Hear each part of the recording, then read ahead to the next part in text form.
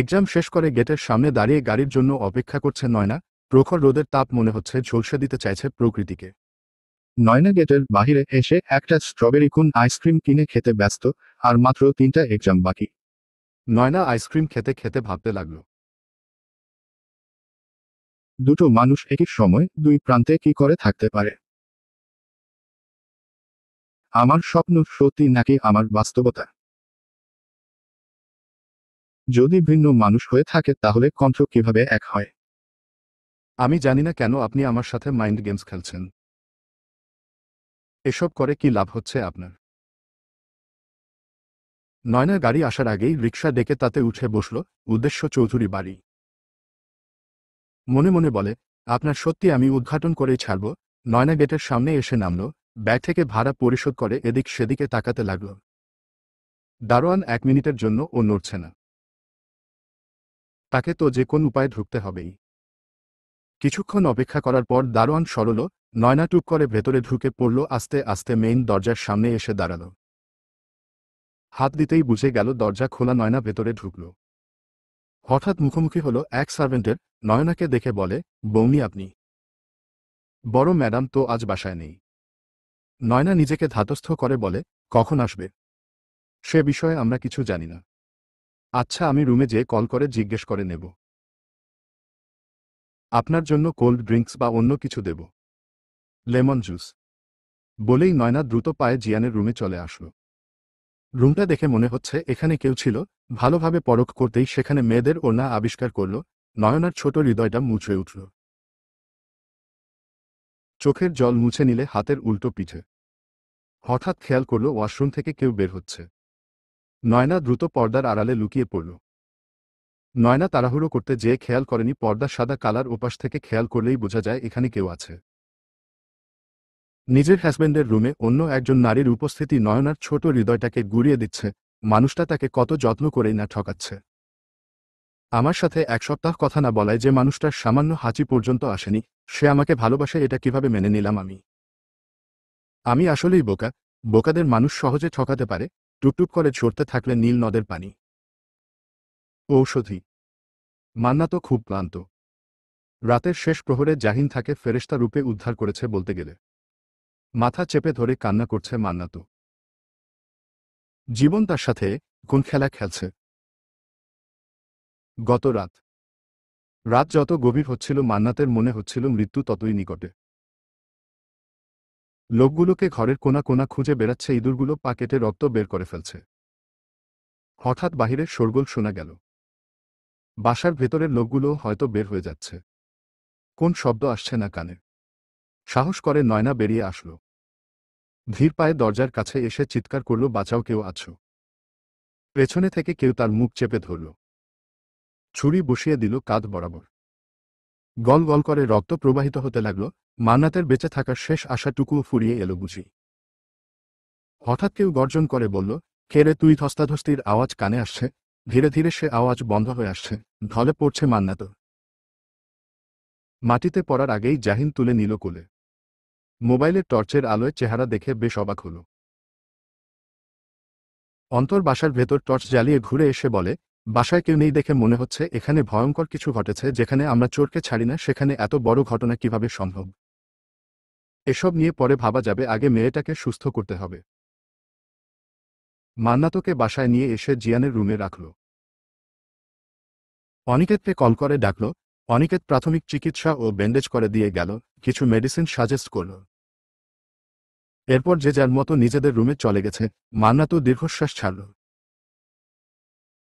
চোখ মেলে সামনে তাকাতেই সাদা পর্দার আড়ালে নারীমূর্তি দেখে বলে, কে ওখানে? নয়না বাহিরে এসে বলে, তোর জম। তোর সাহস কি করে হয় আমার হাজব্যান্ডের রুমে আসার? আজকে হয় তোকে মারব নয়তো ওই ছেমরারে মারব। মান্না তো অবাক হয়ে বলে, রিল্যাক্স, আপনি কি বলছেন আমি বুঝতে পারছি না। আপনি কে আর আপনার হাজব্যান্ডই বা কে? নয়না মোবাইল বের করে বলে, চোখ খুলে ভালোভাবে দেখ, এটা আমার হাজব্যান্ড। আপনার মাথা ঠিক আছে? এ আপনার হাজব্যান্ড কি করে হয়? ও তো আমার বয়ফ্রেন্ড। বয়ফ্রেন্ড? লজ্জা লাগে না বিবাহত ছেলের গলার ঝুলতে? আমি কি কম সুন্দরী? আমার মত সুন্দরী বউ রেখে কিসের প্রেম? আজকে আমি তোকে মেরাই ফেলব। বলেই মান্নাতের গলা টিপে ধরতে নিল।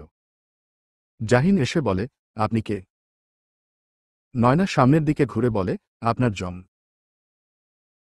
জাহিন অবিশ্বাস্য দৃষ্টিতে তাকিয়ে থেকে বলে, তা মিস জম, আপনি আমার বাসায় এসে আমার গেস্টকে কেন আঘাত করছেন?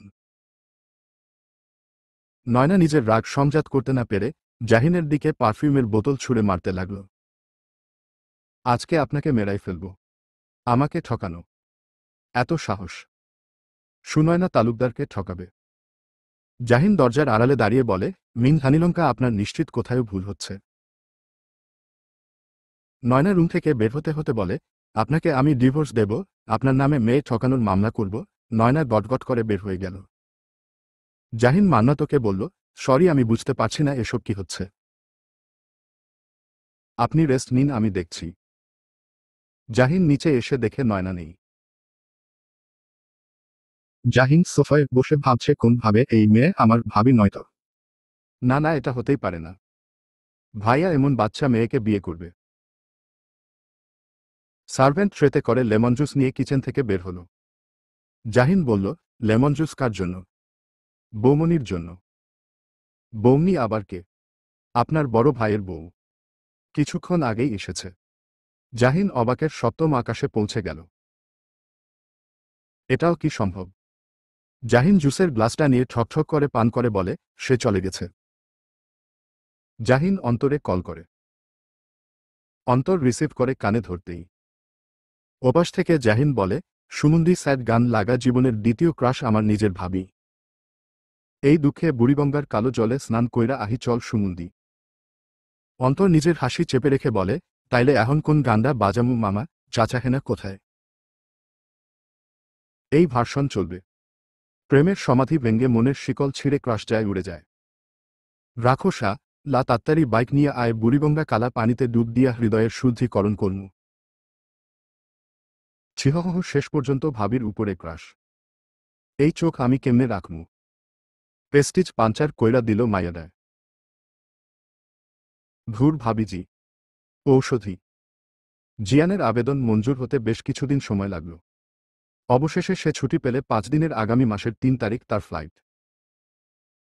কতবার যে কল করেছে নয়নাকে, ফোন সুইচড অফ। মনে মনে কয়, ছেমরির এমন রাগ। মনে হয় 5 ফুট হাইটের 10 ফুট রাগ। এইবার আহি তোমারে খাঁচায় বন্দি কইরা রাখনু রাঙা বউ। গুনগুন করছে, সোনা বউ শুনছনি গো, সোনা বউ শুনছনি, নিতে আইলে নাইর যাইবানি।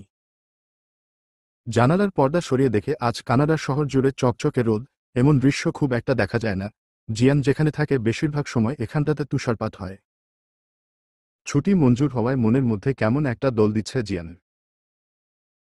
মনে মনে বলে, ওরে মন, কথা শোন, এত দ্রুত গতিতে এগোস না। হোঁচট খেলে ভেঙে পড়বি এবার, কিন্তু আর গড়তেই পারবি না নিজেকে। ঔষধি। অনিকেতের সাথে সায়নার সেদিনের পর আর কোন যোগাযোগ হয়নি। আজ সকালে হঠাৎ সায়না উপস্থিত সোজা অনিকেতের হসপিটালে। অনিকেতে গম্ভীর কণ্ঠে বলে, আপনি আবার এখানে? আপনি কোন কচুর হাট সার্জন? একটা মেয়ে আপনার ঠোঁটের দফারফা করে দিল, এরপরেও আপনার হাট সুস্থ? এমন পচা হাট কোন মানুষের থাকতে পারে? অনিকেত ভীষণ লজ্জা পেলেও তা প্রকাশ করল না। আপনার কি লজ্জা বলতে কিছু নেই নাকি? কোন যুগে আসলাম আমি? কোথায় ছেলেরা মেয়েদের ইভটিজিং করত আর এখন মেয়েরা ছেলেদের ইভটিজিং করে? কাজী অফিসে চলুন আর সমস্যার সমাধান করে ফেলুন। রোজ রোজ ইভটিজিং সহ্য করার চেয়ে বিয়ে করা বেটার অপশন। কিন্তু মিস্টার হার্ট সার্জন, আপনি রাজি থাকলে আমি হসপিটালে কাজী নিয়ে হাজির হতেও রাজি আছি। চুপ করুন, আমার সহকর্মীরা শুনে ফেলবে। চুপ করব এক শর্তে। কিসের শর্ত বলে? বিদেয় হন। বিকেল 5টায় বকুলতলা কফি শপে দেখা করবেন। 5টায় আমার চেম্বার আছে। তাহলে রাত 9টায়। আচ্ছা ঠিক আছে, 5টায় আসব। এবার যান। আসার সময় ফুল নিয়ে আসবেন, সাথে রেশমি কাচের চুড়ি ও হ্যাঁ, একটা ডাক্তারি বাজে রাইটিংয়ের চিরকুট। না আনলে কিন্তু সবার সামনেই কিসটিস করে বসব। চলবে। পরবর্তী পর্ব পেতে চ্যানেলটি সাবস্ক্রাইবও করুন।